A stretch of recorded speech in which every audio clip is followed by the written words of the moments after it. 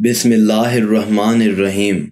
حضرت ابو ہریرہ رضی اللہ عنہ سے روایت ہے کہ ہم رسول اللہ صلی اللہ علیہ وسلم کے ساتھ تھے، اتنے میں ایک دھماکہ کی آواز آئی۔ رسول اللہ صلی اللہ علیہ وسلم نے فرمایا، تم جانتے ہو یہ کیا ہے؟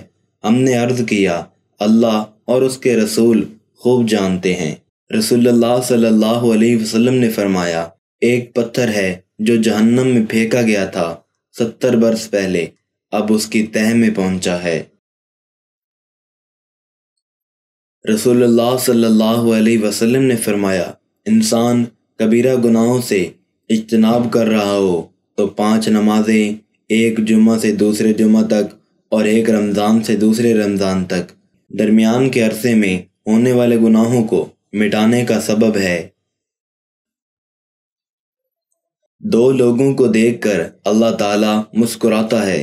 رسول اللہ صلی اللہ علیہ وسلم نے فرمایا، ایک وہ شخص جو سرد رات میں اپنے بستر اور لحاظ سے اٹھ کر وضو کرتا ہے اور نماز پڑھتا ہے تو اللہ تعالیٰ فرشتوں سے پوچھتا ہے، میرے بندے کو یہ تکلیف برداشت کرنے پر کس چیز نے ابھارا ہے؟ فرشتے جواب دیتے ہیں کہ تیری رحمت کا امیدوار ہے اور تیرے عذاب سے ڈرتا ہے۔ اللہ تعالیٰ فرشتوں سے فرماتا ہے، گواہ ہو جاؤ، اس کی امیدیں پوری کرتی ہیں۔